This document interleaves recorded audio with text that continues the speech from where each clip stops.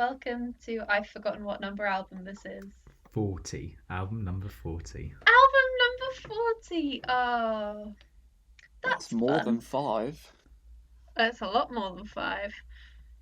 And this week's album is Sinners Never Sleep from Yumi at 6. It was released on the first day of 2011 and it has 12 songs.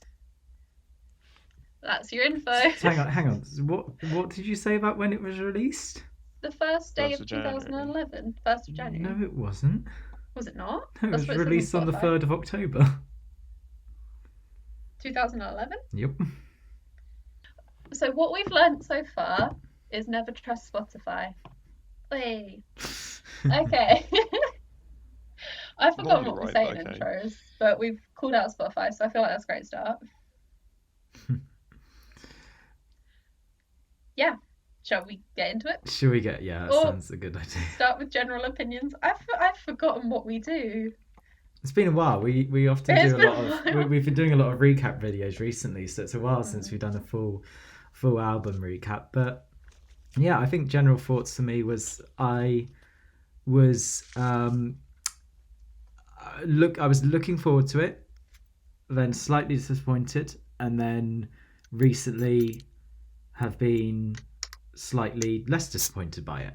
So kind of up and down with it, and I think I'm generally just quite happy with it now, but maybe more on the preference side rather than the high rating side, but actually quite a fun little album, Yeah. with some nice bits in it. So yeah, that's kind of what I was thinking about it. Yeah, I'm pretty much the same, I think. I remember when I was asked, I wanted to check that you weren't doing this because you had a choice before I was picking, and I was like, I think I want to do this one. I was like, you picking a Yumi at 6 album by any chance? He was like, nope. And so I was like, I'm gonna pick one. You were like, as long as it's Sinners Never Sleep. I So was, you stand by that? Because I think I have one that I prefer a bit more. Yeah, no, I definitely have one which I prefer more. But I just thought this would be an interesting one to do. I'm actually quite upset about myself, because somehow it had never come across to me. I'd never found that Yumi at 6 did a song with Winston McCool, who is the lead singer. Time is Money, and he's the lead singer of Parkway Drive. And I was going to say, that was a shock when that came on. I cannot believe I did not know that. And like Parkway Drive are one of my favourite bands in the world, and yet Fake fan. Yeah, obviously so. But how many times have you seen Yumi at 6? About 6. Not that they ever play this one live. Oh, fair. They play Bite My Tongue, but not Time Is Money. Yeah. Anyway, yeah, I was kind of quite pissed off at myself for not knowing that was a thing. So that was quite nice, finding that out. Yeah. Should we get listening to some music? Unless anyone else has other opinions they want to share. Well, I'm not going to lie, I was quite disappointed by it. I felt like it was just constantly missing something. And yeah, it wasn't what I was really sort of expecting. I think the word you're looking for is mediocrity. Our pretty golden much, yeah. word. I mean, yeah, preference list side it's all right, but music, quality of music, I feel like it really isn't that great. But yeah, I suppose I've got more to say as we go through the songs, so yeah, we jump into it. I mean, I do feel there's a lot of song ideas which aren't fleshed out as well as they maybe should be. Like they always end up going back to the same formula. I think I said the same about an album we did not too long ago. It's like, I don't know, the intros will be different enough, but and some, especially with melodies, like they always seem to go back to the same sort of, I don't know, way of being. Like they don't differentiate their songs very well, is what I'm trying to say. But yeah. Okay, first song, Loverboy. The best song, yeah.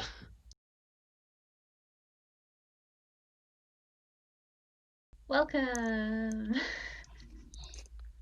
So lackluster. We start that again. Give it some welly. Give it some whirly. Now we'll talk about Loverboy. This is That gonna was be my an welly. experience. I didn't want to do radio Oh. presenter vibes. What did we think of the intro? Last time you hosted one of these, I think it's been a while. I have Yeah, it's not hosted properly. This is Ever. stressful. Well, I'm Charlotte, stressed. before you- tried on No, your I first sit album. back and I think I you sit tried back on your and first I album. We were like, nah. yeah. Well, Charlotte, before Well, no, asking when us how we thought about it, what did you think about it? I'm not gonna lie. I knew that song was a single, right? Yep, Yeah. leading single. Leading single. Which now you Whatever know that means. you know what that means now. Yeah, sort of. After yesterday, yeah. I can't remember which one it was, so I remember being like, is it this or this? And yeah. So, intro. Jesus. I think it's really important for an intro song to have a very strong intro into it. Okay. And I knew this. Wait, that wasn't the point I was making. Yeah, it was a single. Did you say it then? This is chaotic, I'm sorry. This is why I don't host. So, like, I knew it's a single, and I liked it as a single, but now re-looking at it as an intro song, that's where I was going. I think it has that strong intro that I feel like I need in a strong intro song.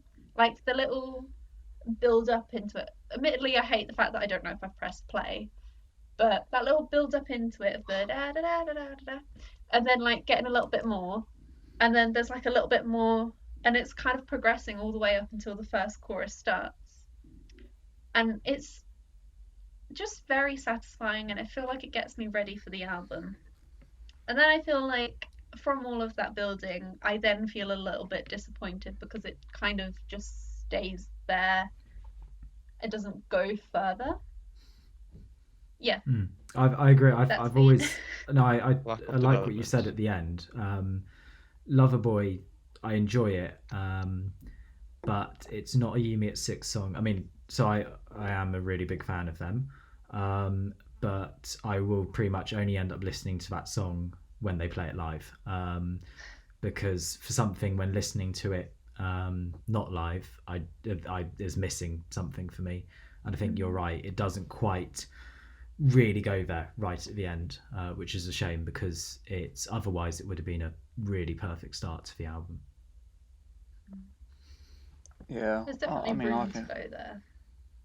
I can only echo what you two have said because it's that build up I really enjoy. Then the sort of it starts quieter and then everything kicks in. And you think, actually, this is going to be quite a good album if it stays at that level. But then the song doesn't progress anywhere. For me, I think it's bass line. It just feels quite weak for me. And it's, well, yeah, it just doesn't go anywhere. So it's quite, I think, disappointing song. It's interesting you say that about the bass line, Tom, because I think we should, sound sorry, they have not on to that bit- interrupt, but we should actually introduce Tom because this is his first YouTube video. Oh, So, yeah. so yeah. So this is Tom. Don't worry. Welcome. I mean, I was already crying that you'd not rolled out the red carpet, but This video is a mess, so I think we just had to go more into that. Yeah. I mean, I don't know if this one's has coming his out has before his the Abbey Road introduction one, like yeah. because Anyway. that one was definitely a mess. But yes, anyway, as I was saying, I do think the distortion they have on that bass is probably the best on the album. It pretty much, you know, I was grooving out to it first time I listened to it, expecting it to be more stuff like that, production wise, but then it does fall.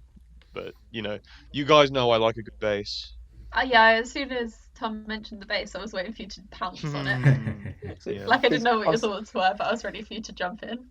I don't know much about music, so I think it's the bass. But for me, it just doesn't seem. It seems like a bit of an empty bass line for me. Or Oh really? maybe it's just there isn't enough accompanying the bass line. But Oh, I would disagree. really I think the bass line probably holds itself quite well. You know, Yeah. all on its own. I'm you know, because it's meant to be this building song, I think it's fine on its own. And then it doesn't build to anywhere. So yeah, maybe I do get what you mean. Well, Yeah, Dylan, fair it's enough. 2020. I think- You're not allowed to have an opinion. I think Me? What do you mean? Opinions are cancelled. Right. Regardless of kind of whether whether you think the song kind of builds in itself or doesn't, like I think that the next song definitely puts a pin in that. And with that, shall we say hello? Yeah, I guess that's a segue. Yeah. I forgot what it's called Jaws already. on the floor. Jaws on the floor.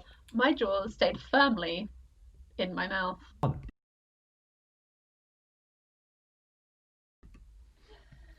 Yeah, so what's everyone's it's for the opinions on best Jaws in on the the floor? Yes. Where's everyone's jaws at? Not on the floor. Well, yeah. I made that bottle joke of twice, way. Yeah. It's- Originality. This Should is the I- stuff which frustrates me during the album. And I'll say this as I think there are some, as we'll continue through the album, there'll be more examples of it. But I feel like songs like these, there's one later in the album which I'll really go at. Do you want to give us a little tease? No. Of what song it It'll is? suddenly pop up. It's Okay. just that there's like the stuff they do in some of the songs where it's a bit more thought put into it, a bit rockier, a bit darker, a bit heavier. That sounds like a really good mature sound. And then there are these kind of slightly lighter ones, and it just feels really childish and kind of too playful. And it's really frustrating because they do nothing. Like I find in these songs I find the lyrics really childish. Like the one about like you ruin my summertime in this song is just like no. Like You it sounds like some remember kid as who's a- like, oh, I only got 6 weeks of summer rather than 7 weeks No, or whatever. I was gonna say,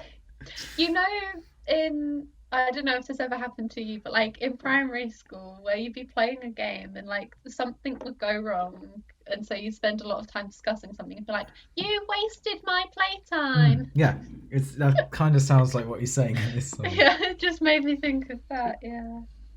For me, Yumi at 6 are the band for the angsty 12-year-old who hates life but doesn't know how to express it, and they haven't quite gotten to Bring Me the Horizon yet. I think it's for that target market, it's a good song. Musically, creatively, everything else, it's very average, but I still kind of enjoy it. I think my issue, maybe it's just because a lot of the Yumi at 6 songs I know are the slower ones.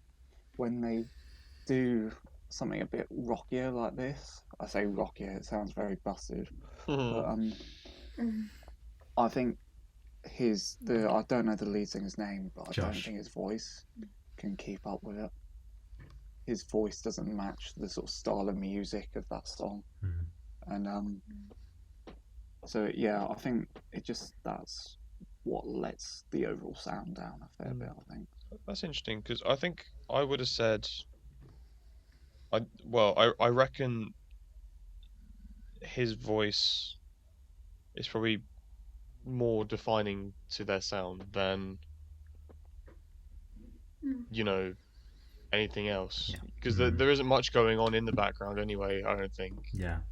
So I would say his melody is probably carrying their sound more than anything. yeah, I mean, I think it's his voice is good, but I don't think it matches this sort of rockier sound that they're trying to create. Fair enough. I'll talk. Yeah, I was gonna say I feel like those statements coexist a little bit, or can coexist. Probably shouldn't coexist, but they do. So Don't rely on it. I don't know if Tom did this knowingly when he said this, but obviously the next song we've got up is Bite My Tongue, which based off Tom's analogy is just the perfect balance of teenage angst. Just... Because I thought you were going off the voice because thing. it's Yumi at 6 featuring Ollie Sykes of Bring Me the Horizon. No So way. let's get You listening brought that to together, that. didn't you? So, bite my tongue. Did you enjoy the merge with Bring Me, Tom? Do you feel like the fans are gonna move over? I think it's. I think what they've tried to do is they've realised they're not rocky enough, so they've tried to bring. Oh, we'll get Ollie Sykes on. He can scream for a bit, and that makes us a rock band. And it's just two separate chunks of music for two separate songs, and they're sort of. You go from you have Josh's singing, him trying to be rocky, and then it goes to a bit of a shit jump to Ollie Sykes, and for me, it just doesn't work. I prefer Ollie Sykes' bit a lot more, but I wish Ollie Sykes was singing the entire song. If it's him, Lynn Guns, Big Fuentes, fucking Brian Johnson for all I care, I think it could have been a lot better of a song. But yeah. It's as Dylan said during the song, when we were listening, the band actually seemed to change during the Ollie Sykes bit, and it this is what I was hoping would be more in the album. So some really good bits like if they had done a mixture throughout this album of, say, songs like Loverboy, which are really well produced but more true to their sound, but then some really rockier stuff like this, and there's a few other songs which they try to do it in, then I think it could have been a really good album. And they could have really gone with this heavier sound, which I think for a change would have been really good and really would have stood this album out. Because Yumi Six now have a lot of songs. I'm just so like, it's a big discography now. And I think this could have really helped with some kind of variety in there if they had really gone with this sound. And I love this song so much, and yeah, and the more I listen to it, the more I listen to it just for the Ollie Sykes part, which yeah, it says a lot. I hate to break it to you, Ben, but people screaming rather, "Fuck you," is not cool or tasteful in any way. It wasn't. No, it's and just. It never has been. And people keep doing it, and it's not. It doesn't do anything, and it makes you look like a twat. Fuck you. Tom's edgy now. We've just been age restricted on YouTube. It's not obviously just. It's no, not it's cool. just. It wasn't in the first 30 seconds, so it doesn't matter. Apparently, it's not just the. It's not. I'm not saying it's only good because he just screams "fuck you" at the end. But I think that bit does suit the song, in the sense like that if the lyrics, it does kind of make sense. There is this anger inside. It does the scream. I think the screaming does fit it. It's just they could have built up to it a bit more, which would have helped. Not just in the song, in the album as well. Yeah. Oh, fuck you! That was my point. You didn't give me a chance to speak. In fairness, you said it better than I ever could. But that was my point. Oh, damn it. Yeah. Well, I mean, make another point. I feel like there's part of this song that is massively overrated. And I think a lot of it does come down to that point that you were saying about how there's no build-up to, or it's lacking that build-up to what we want from it, which is, as we were listening to this, you were literally bouncing on your seat, being like, it's almost Ollie's time, it's almost Ollie's time. And, that the whole song, you shouldn't be waiting for one part of a song, It should all be that same quality. It should, fair enough building up to that excitement, but, you can't be waiting for the end of the song. And, yeah, and I think it also, yeah, I don't know, just something about it. That's my point. I've said it. I don't know if the screaming actually fits into the song, you were done, but, I did say I was done, but then I read my notes and I wasn't done. I do feel as if the songs are just sort of going with the motions. Like, they just sort of go, the parts of the songs just switch, and it's just, okay, yeah, it's a different part of the song now, in case you didn't know. There's no link between these parts. There's no. I mean, I guess the Ollie Sykes bit's a bridge. I don't know. It seems too substantial to be just a bridge, but it just switches and it seems really rammed in there, and then they put a chorus right at the end of it again. It's really strange. Like it really could not stand as a song without the Ollie Sykes bit. It doesn't seem like there was much of an idea there. Do you get what I mean? Yeah. Then the managers went in and went, oh, look, we can get Ollie Sykes for one song of the album. Where should we? And they wrote a bit for him. Yeah. Yeah. Jesus. Like. Yeah. I think consensus is it's a brilliant song, and we all love it a lot. I think everything about this, I'll say the album so far, it's pretty much the epitome of. Well, again, I don't know the early discography, but this is pretty much the epitome of a sold-out band. A band that has sold out. I would argue a band that's trying to sell out. Let's get some. I don't think that's a thing. Is it you not sold like out getting or you someone haven't. in for the? Okay, what I meant by that is they're, I guess, selling out to try and but in a way that's trying to build.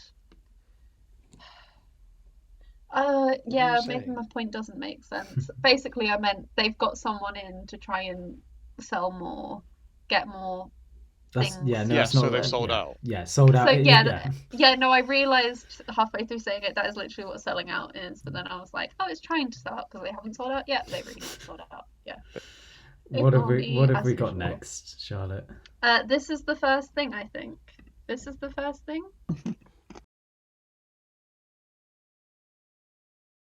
So just to clarify. Fuck off! Never I'm say speaking. never say never again. Is that what I it was is? gonna make that joke. Damn it! You stole my thunder. Does that make album. grammatical Never. sense? Okay, so we're never saying never. Then we're never saying never. I think grammatically it doesn't make sense, but because he's like the way he sings it, he's just repeating it. But if you look at it as a sentence, him saying "I'll never say never again" is him saying that does make sense. He's never going to say never say never again. Say never the again. phrase never say So never he's again. contradicting He's never himself. going to say it. Nice. Because then he says it you forget it's an 12 more times. I think he literally says the word never. Song, so of course it makes sense. I mean, I just want to get into my pet hate. It sounds like a 12-year-old wrote this. Just like Jaw on the floor. Like, I had a songwriting phase, and they were all shit. Oh. But I could put money on the fact that I would look at that song if I wrote it and be like, yeah, this is shit and never seen the light of day. Like, lyrically, purely lyrically, yeah. I don't hold myself Never to try, very never high fail, standards that's what I at always all. The song reminds me of Therapy by All Time Low. And No. so I really like that song. But I know it's a crap song. No, it's not though. That's the difference. Therapy's actually holds up as a good song. This no. Yeah. But for me, it gives off the same sort of vibes. It's that angsty 13-year-old. Oh my god, this is music, and it's. I feel instead of this album, there. It's a good bop, but it's not anything special. I feel instead of this album, it just should have been a footnote saying, just listen to the 90s. It's better because this 20 years on, like, I'm sure all the angsty legends are rolling over in their graves, and yeah, pretty much all of them are dead. You know, just to say, but that was a side point though. That was just me saying, oh yeah, that maybe that analogy makes more literal sense than it should. But like, what is like? I think he's just a wannabe, and the whole band revolves around him somehow, and that's why we have such lackluster instrumentation through most. Look, I think choruses take the biggest hit for sure. I actually like the verse like foundation to the song that they have going through this, and then it just switches part. There's no like what should I say? There's no consistency through verses to choruses. It just switches, and I feel if they built upon their ideas again, it would be great, or at least somewhat okay. But it's just like boring. I'm sick of these choruses. Yeah. Ben, you really enjoyed that And that's build, ignoring didn't you? the Oh, sorry. shitty lyrics as well. But yeah, go on, Charlotte. No, that build. Yeah. No, I was passing over to Ben. It was quite a gentle song, which obviously coming after Bite My Tongue, like, okay, why not? Yeah, let's just completely kill any sort of flow. But then they suddenly, like not even halfway through it, like 3/4 of the way through it, think, oh, let's suddenly build up the music a bit. But then it dies off immediately. And like, it just...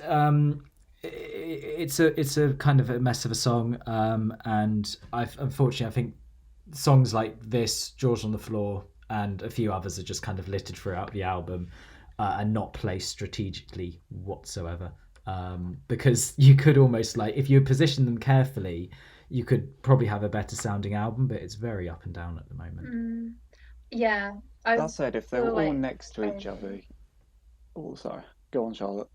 Yeah, I mean, it's probably going to be similar to what you were saying, but I feel like I would rather have a massive dip in the album, like in the middle somewhere. I'm used to it by now.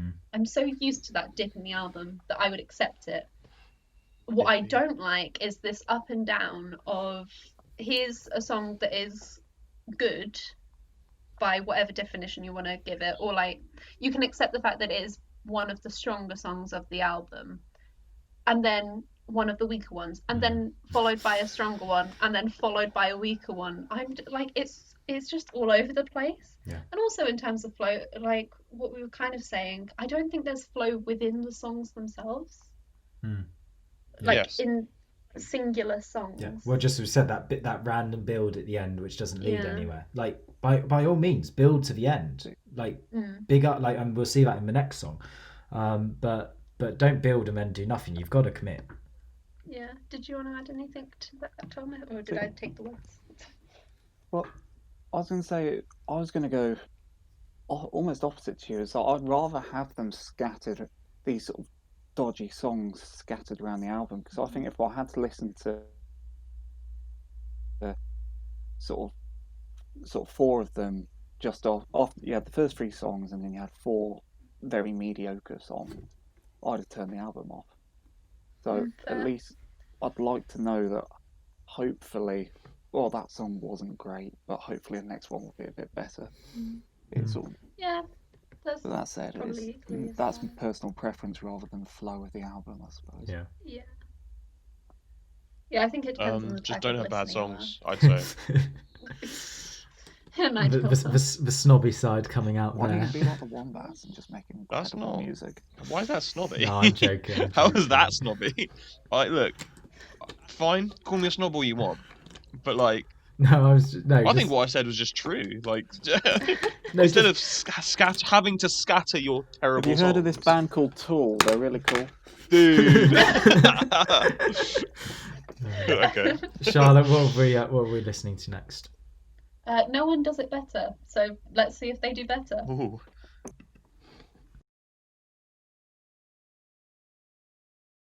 Boom. Best song on the album. Probably. Potentially. I'm going to see how I feel about one of the ones that I thought I liked. I'm going to say something I've never thought about before, and it was only when we were kind of singing about it. Yeah. It was only when we were listening to it now and kind of singing along to it and stuff. That would have been such a good way. That would have actually been a really good ending song. It would have actually been such a good ending song, and I'm surprised I hadn't picked that up before. But it would have had everything as a really good ending song. And obviously we'll get on to the end of the album when we do. But yeah, this album could have done with that at the end. That said, if I had to wait the entire album to get to this song, oh yes. Sorry, go ahead, Charlotte. No, it's fine. Maybe you'll hate me for this point then, because I'm thinking There's 3 songs at least that I think are all quite going for similar vibes, one after the other, which are like in quite a different way. So, in quite a different vibe to what the rest of the songs are going for. So this is the first time. No one does it better. I can't remember what Little Death sounds like, if I'm honest. Little Death's heavier. Little Death's heavier, but then straight after that you have Crash, which is right back in the same vibe. So maybe it's not one after the other. And maybe this would, basically, if we were to move No One Does It Better to the end, then maybe it goes back to what I'm thinking of, that wavy variation that I wasn't liking. So maybe there's that. But yeah, I feel like we could afford to move it. Move all of them. Move all of them. Yeah. Move everything. No, is it like move the whole album? Like, to the you've end. just said like those 3 might work quite well in a row because they're trying to do similar things. Oh no, I was saying maybe they shouldn't be in a row. Oh, okay. But yeah, that might work too. Who knows? What are I have a weird point. You can discredit me. I want to say it though. I like when they do their little say the song title repeatedly at the end of the song. It's a really weird thing, but I really like it when new musics do it. Like they have the. It reminds me of Save It for the Bedroom a bit. You know, when you're not quite sure what. And I think it is with this one as well. Like I'm never quite sure what song I'm listening to. Like if I don't know the song well until it gets to the end, I'm like, damn, it was that song, and I was enjoying it, and it was a bop. So I quite like that. And we were kind of talking about. I'm just blasting through my points. Sorry. But I think we were all talking about the variation that this song had. And when I was listening to it and writing my notes, I was enjoying the variation. You know, I thought it's great. But I kind of looked like reflecting on it. I was kind of like, this feels like 3 different songs a little bit. And I was kind of mad at that at the time. But I think listening to it now, I think it kind of, you know how I always talk about earning the right to go on to the next section a little bit and earning the right to progress and have that variation. I think this song does a great job of it. So I'm not mad at it sounding like 3 different songs. I would like to recognise it a little bit earlier sometimes. But yeah. For me, this is the type of music. Sorry. For me, this is the type of music that You Me at 6 should be making, and I think it's the type of music they do well. It's the sort of slightly slower type. I can understand why they don't just do that, because I can imagine an album of songs like this could get quite boring quite quickly, let alone 6 or 7 albums. But I think his voice just works so much better. So in the earlier songs where they go a bit rocky, I don't think he has the voice to match it. But with this, when it's slower, it's a bit more gentle. It's really good. It's like Take on the World. We were sort of talking about Take on the World. And I think, that whole sort of style, the slower things, it produces some of the best music, for them at least. Right, should we move on? If everyone's ready to move on. Okay, the next one Jesus is Christ. Little Death. We back. Does anyone know? I'm probably not going to speak about the song very much, but does anyone know what the term Little Death means? No. Oh, if I put it in French? Yeah, oh, is it La Petit Mot? which is Go on, you're almost there. Which is a clue, by the way. Yeah, no, isn't it? Yeah, is it orgasm in French? It is! Yeah. Yeah, that's pretty much what I had to say. My mic cut out. What did you say? All right, I'll move on then and say some stuff about the song. For me, Wait, what was it? My mic cut out. It's an orgasm. At least that's what. Yeah. Sweet. Yeah. What's that? I feel this song showed some potential of what this album could have been, and whether you agree whether it should have been it or not, I still think it was a hint of what could have, like, what could have been had they committed to a sound like this. They kind of show it a bit off in, like, if they'd gone with the heavier stuff like Bite My Tongue, this song, say Time Is Money, and then kept the themes of, say, Loverboy and Reckless, then I think you could have created a really good experimental album with some which stood out a bit to the rest of what they do. And yeah, and as Tom's already said in this review, they do suit quieter stuff. So which yeah, you could argue, well, then they should just stick to that, or just have a go at trying something different. So this song for me was kind of a standout in the album, at least, like, as in terms of, like, stood out when listening to it. And it just kind of made me wonder what else could they have done if they had really committed with this sound. So I quite enjoyed it. Snazzy. Didn't like it. It was boring. Oh no. I'm gonna elaborate on that. But that's pretty much it. Fair. Tom? I mean, I'm a bit split on it because it is one of the better sort of heavier songs. I don't like. It's not incredibly heavy, so I don't like saying that. But at the same time, I do agree with Dylan that it does get a bit dull. The quieter bits of the verse are by far the best bits. Yeah. I'm gonna say that I particularly enjoyed I would describe the intro to this as quite unassuming for what the rest of the song is. And I think that works really well for it. I think that really heightens the kind of heavier side that they have going on. Because I think the orgasm. I don't know if they're great at sustaining that kind of sound, so I think they've structured it in a way that really supports what they're going for. Yeah. So if we're feeling comfortable with that, shall we move on to Crash? Okay, so I liked Crash, but I don't think I got the same impression from you guys. Nah, so I think you should probably talk about it then. Okay, well, admittedly, at the start, when I was making my notes, I did write down the words. Nope, I forgot what the words were. Something about the lyrics. One of the best lyrically in this album. I think I have to take that back, if I'm honest. Please. And Ben will say more about why. However, okay, this is kind of a classic break song, isn't it? Not classical break song, but like classic example. Is it not? I don't know. I put down, I think it's a break song, but it's also 5 minutes, so it's not that kind of isn't break song kind of length. I mean, it can be. It can be.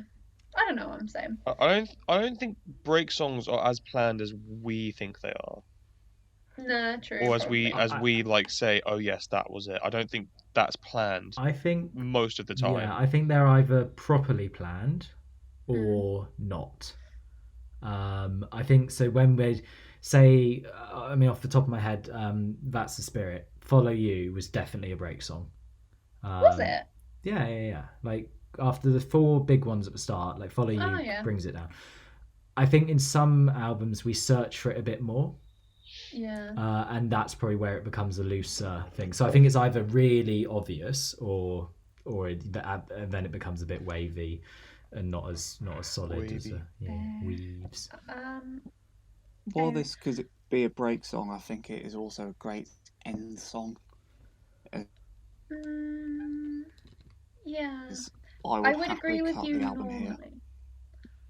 Yeah. Well, there's nothing special about it, so I wouldn't say that. I agree. I would agree with you normally, except for the fact that I would say that No One Does It Better, which also is in this album, is much more suited, in my opinion. I'm on Dylan's side with this one.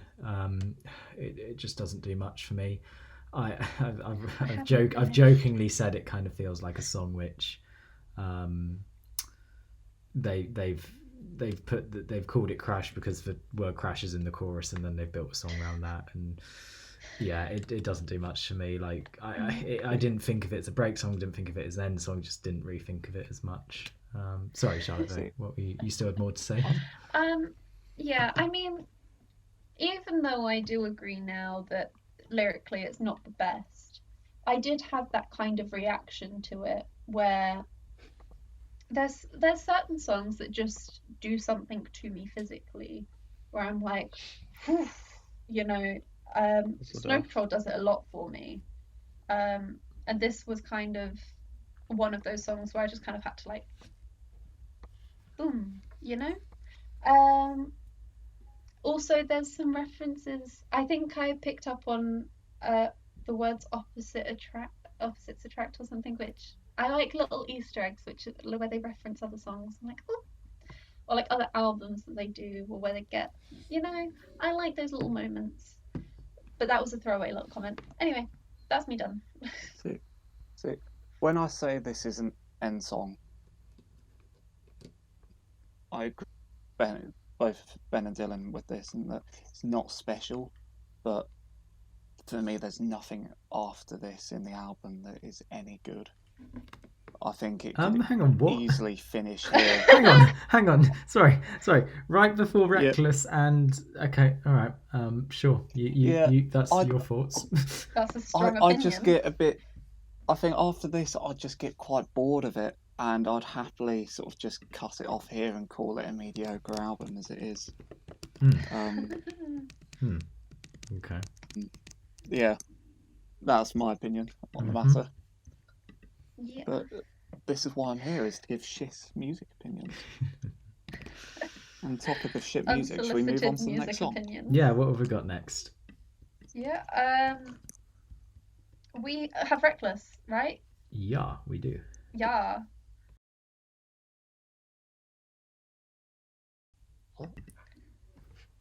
So, don't know about you guys. That sounded familiar. Just a little bit. A smidge.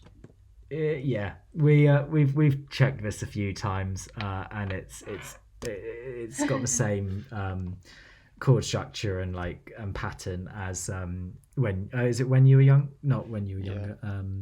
When You Were Young. By The Killers. So do you notice they don't leave that song alone just here?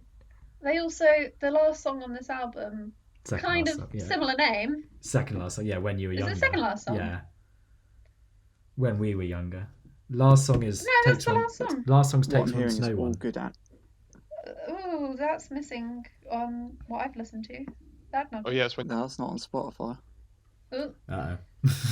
Uh-oh. Oh, I've been listening to one extra song this whole time. Oh no. I even said to you, like, that 1 6-minute song, Jess and I didn't even want to finish listening to. Oh, so I've been listening to an extra track this whole time. I mean, that's fine, alright. Let's I feel sorry for having the task at hand. Put yourself through that. Okay, let's carry on. Oh, so yeah, so what we were saying is there is that, and you can literally see YouTube videos of The Killers when You Were Young and this Reckless. They played at the same time, and the person doing the video didn't even have to cut bits out. They pretty much just play seamlessly over each other. Should we create more work for Ben and say you can find a link to that video in the description? No. Well, yeah. I've said it now. I think it's a good song, but should have been earlier in the album because I think it loses. I think at this point you've already been thrown all over the place with this album. You don't really know what's going on, and this song, which is a decent song, it just doesn't have any power at this point. I think all good attributes of this song can be attributed to Brandon Flowers. It's other than that very mediocre, I think. And I agree with you, Ben. It just throws it all over the place. Yeah. But what is probably one of the songs they wanted to stand out on the album, I had very little to say about it. Which says a lot. It's a song they still play live. It's a popular song. It's a big song of theirs. Yet it shows how much positioning and stuff in an album matters, because and I've really noticed it this time as a song which I actually enjoy more than, I mean, I quite enjoy it from this album, and it just does nothing. Like, yeah. Shall we progress? Yeah. So, Um, Time is Money, featuring Winston from Parkway Drive. Winston, your fave. I know. So I was very Your excited. actual fave. I was- said I was- that as if it was a sarcastic I know. fave. No, it actually is, and I was very excited for it. Fake fan. Yeah. No. I was saying more. Yeah, no to my to being excited about it, and then how it turned out. But yeah. Anyway, we're going to listen to "Time Is Money." Time is money. Ironic. Who wants to begin? I'll talk a bit about it because Winston. Winston. Again, as we've already said with Reckless, at this point the songs are really losing any power. Unfortunately, as well, at this point in the album, whilst this song is quite different to Bite My Tongue, it feels like it is the B version of Bite My Tongue. It feels like they thought, oh, Bite My Tongue was good and successful, so let's do the same thing, but let's get a different featured artist on it. I think generally I'm not keen on, or at least I haven't heard a good song about the music industry. And so it's, I think, as Dylan mentioned, it's never quite kind of relatable enough, and it sometimes just seems a bit ironic or a bit like sometimes it sings about it a bit childishly. I don't know, it never quite sits well enough. If they are done well, but bottom line, this one just doesn't do much. Like, it's a shame, because I think with a little bit more production on it, and again at this point the songs are just not adding anything to the album. We're still going all over the place, which is making it so hard to the problem is, at this point every song we're having to talk about almost completely different stuff, because there's no build between the songs. We can't say, oh, we're moving towards an end here because we've picked up again or something. We haven't. We're just being thrown all over the place, and it's a bit of a mess at the moment. See, this is why I said it. This album should have ended at Crash. That's what I say, because it's just pointless at this point. It's another Bite My Tongue. It's not done, just like Bite My Tongue, it's not done very well. And they've just brought in a better singer to try and make themselves sound rockier. I kind of feel bad for them at this point, I'm not going to lie. Does anybody have anything else to say, or should we move on to the next one? Yeah. I think my main issue with this song is the album aspect of it.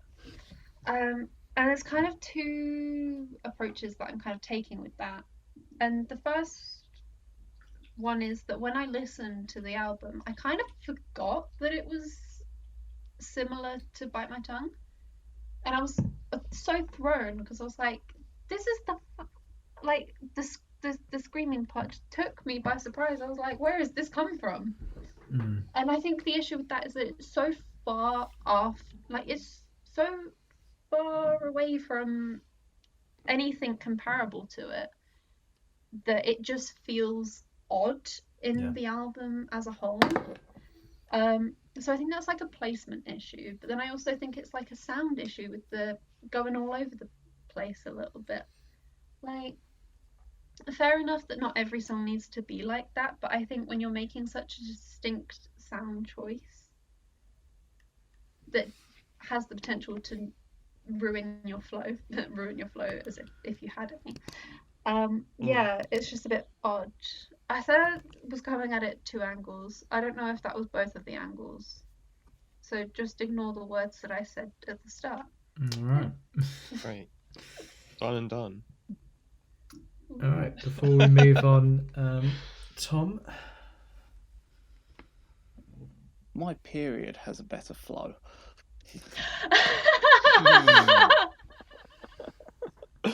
No. Mood. I've been waiting to say that this entire recording. Yeah, so we're about to move on to, I've forgotten what it's called again, a little bit of truth. And from the way that Ben's perked up a little bit, I think this might be the one that he hated. Here we go. Anyway. Yeah, do you want to say everything you just said again, Ben? Because it was pretty good. Yeah, say that again. Yeah, there's just a lot of stuff I want to say about this song. And Boy's mad. Like, there is so much wrong with this one. Let's start with the really annoying one. The chorus goes, "And I just lost control."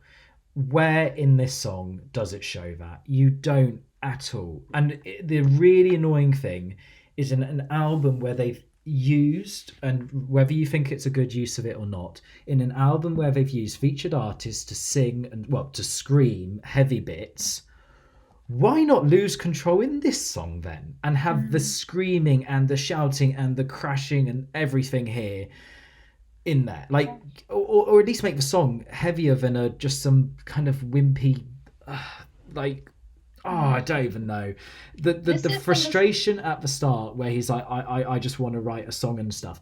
It really feels like they're wasting our time now, and this is really frustrating. I love You Me at Six, like I do really enjoy them as a band, but this song just I hate. They really feel like they're taking the mick with this one. Like, he's saying, "Oh, I want to write a song." Like, you're writing songs, and like this song, it's not as if he's saying, "Oh, I want to write a song which is different and stuff," because this song isn't different. It doesn't do. The only reason this song would work is if it really stood out, because then it would feel like there's some truth to it. And that's the whole point. Is this song is meant to be, oh, this is actually the real side of me, but the real side of him isn't anything different to what we've already seen in this album. Or at least in other songs that we've heard of them. So it just, it really is annoying at this point. Like, it doesn't do anything, and it just doesn't fit with the album. And and with it being like 5 minutes long, it does feel like a waste of time. Yeah. Right. In the same thing that what you were saying about how it doesn't lose control, not only does it not lose control, it is probably the most restrained song of this album. Exactly. Yeah. Also, I really hate songs about writing songs. It feels too paradoxical for me. Yeah. And it makes me overthink. The only song that does it well is that 121 Pilot song. Is it Blurry Face? Yes. Yeah. That's the only one that does it well. I didn't notice it in that one, so that one's fine. But that's even, like, even, is it Your Song or Our Song by Elton John? That bothers me, because I'm like, this is your song, and I'm like, but what if this wasn't the song? Like, don't say this is your song in the song, you know? It makes my brain go into overdrive, and then you know I can't what, Charlotte? Have you song. heard the song Tribute by Tenacious D? I have not. It's a song about them having written the greatest song in the world, but then they forgot it, and the song that you're listening to is only a tribute to that song. No. And it's amazing. But yeah, let's stop talking about more, better. And, like, One Direction, the best song ever. And it's like, it's we such a danced tune. to the best song ever, but what is that song? We will never know.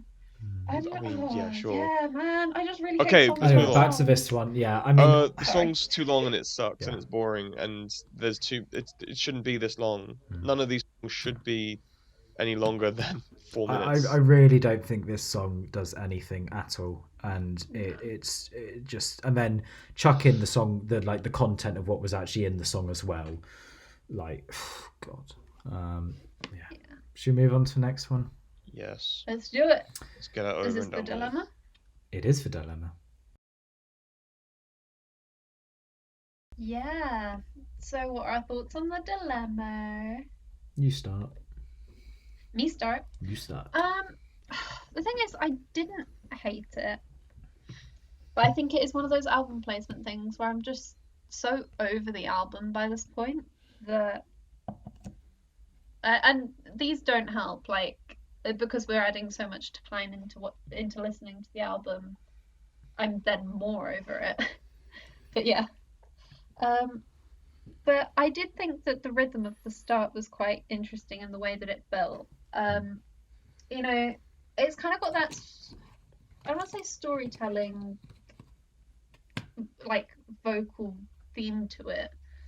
I feel that's not accurate, but like, you know, the pacing of it is quite satisfying and welcoming. And then the building of it underneath. And then I also really like the building into the end, but apparently the end is stolen as well. So you know, I don't think I was saying it was stolen as much. I just the way the similar. start of it, yeah. The Who are. I've forgotten what he says, but it sounded a bit like the Pretender from Foo Fighters. Not. It was just. I think at this point I was more wanting to sing that than I was this. Listening to it this time through, I did pick up on how it was slightly better. But as you've said, the positioning of the album, the way we've been thrown about, just like we've said with Reckless, the impact that a song has at this point is so minimal that even if it was so stand out, I don't think it would make a difference. Like, I think at this point you'd have to do something so big and dramatic to grab someone's attention back. Like, it's such a shame. Like, because it just highlights how important placement and stuff and flow in an album really is. Just in the sense of keeping your attention, or at least kind of guiding you through the album. Whereas this point, you just don't know, and it's Hey. Thoughts, Dylan? Or no? I don't have too many. I mean, it sounded off all right. Started off all right. I thought, I don't know why I didn't remember this song, but then obviously it does the same thing as the rest of them, like I said at the beginning. Yeah. It just, yeah, it all becomes the same sound, the same song, really. Yeah.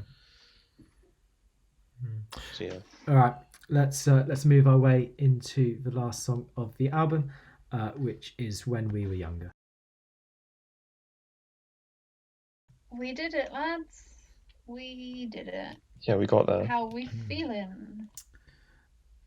I didn't pause my Spotify quick enough, and do you want to guess what came on? Nope. Busted. Cool. That's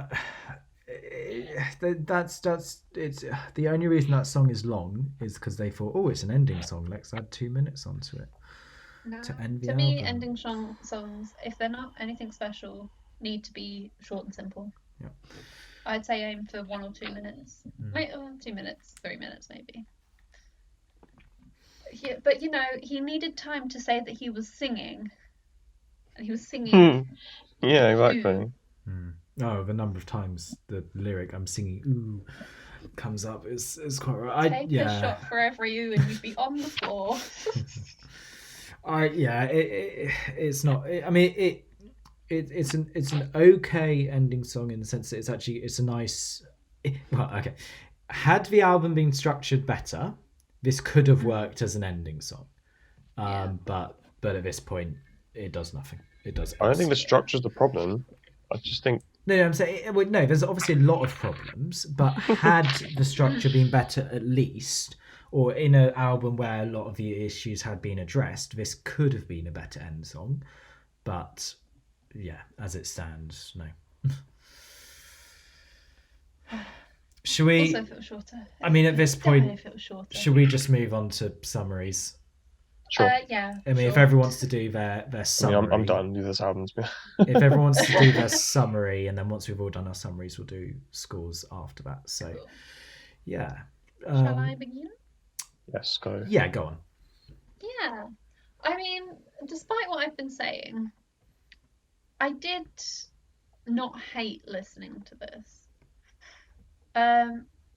You know, I think it's definitely safer than it should be.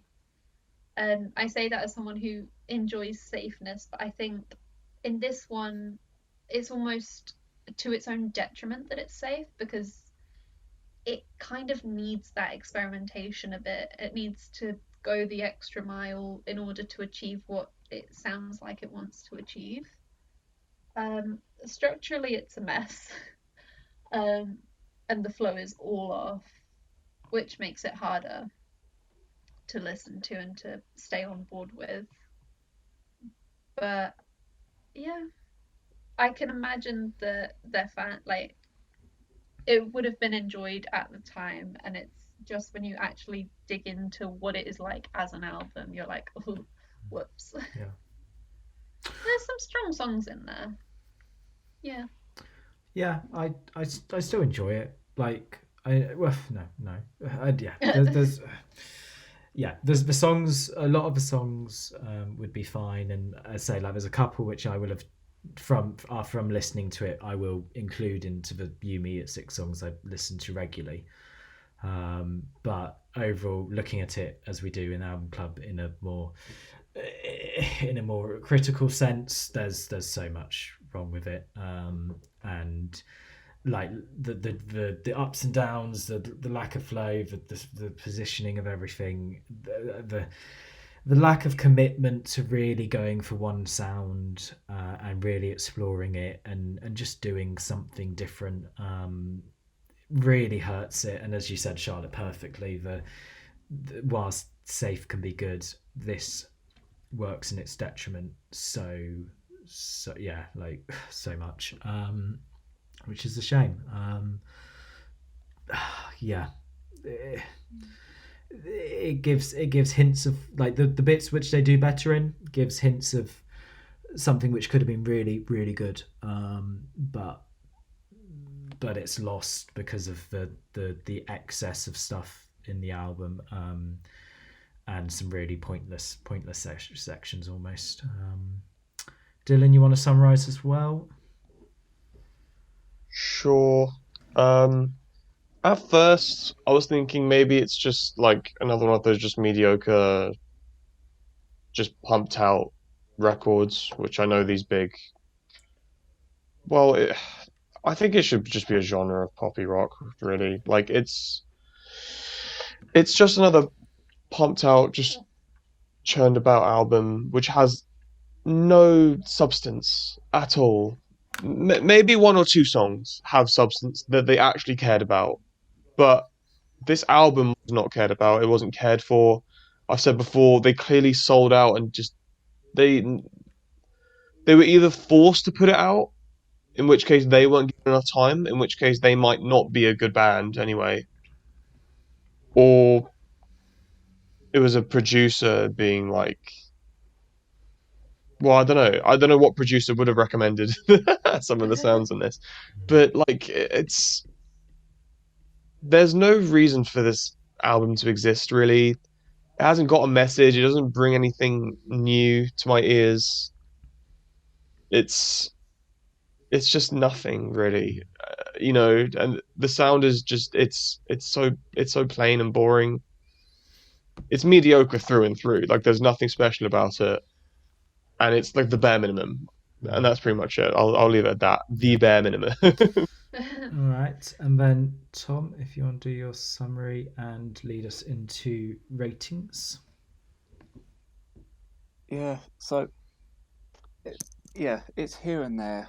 I think it's very mediocre. So if we're going out of 10, I'm gonna have to give it a 4, I think, because it's just music at this point. But at the same time, my favourite song's got to be "No One Does It Better," and yeah, I've said everything I've got to say on the matter.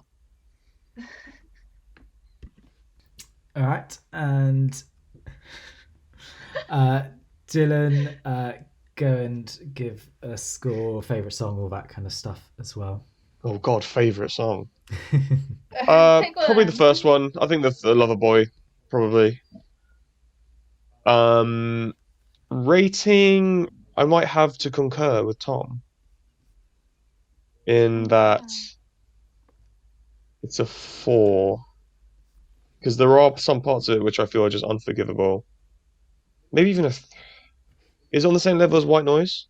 Do I think? I think it's No. lower than I think it's a 4. Noise. I'll leave it at 4. Yeah. What else do you need from me, Ben? No, that's about it. That was it? Okay. There you go. Okay, I'm going to follow up. I was going to follow, but No, you chose the hinged at my album, so score you go last. damn. I kind of agree with you, Charlotte. And I'm looking at some of the other scores I've given, and I think I more need to rework some other scores, and stick with what I'm thinking with this one, and what kind of my calculator's suggesting as well.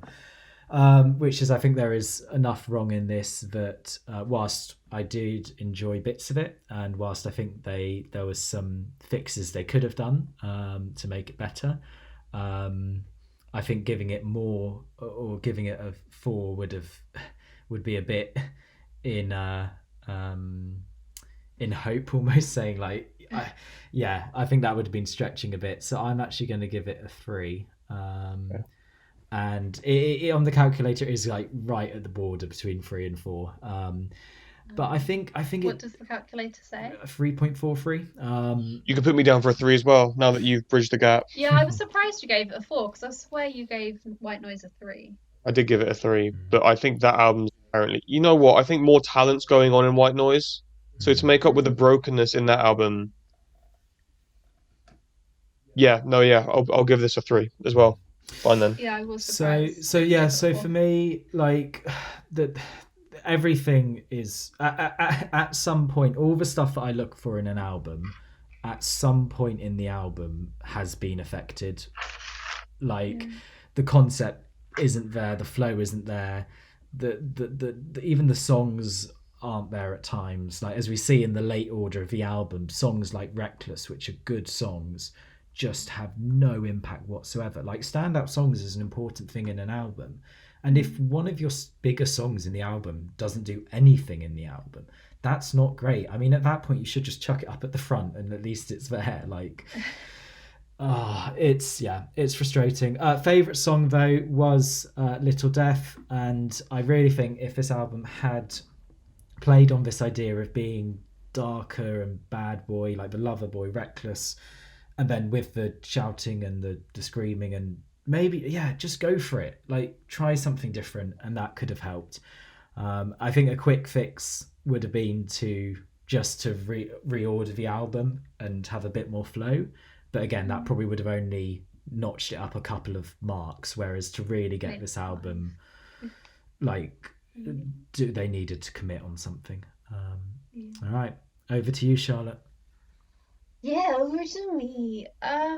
It's disappointing, man, because I would love, like, it has so much potential, I think.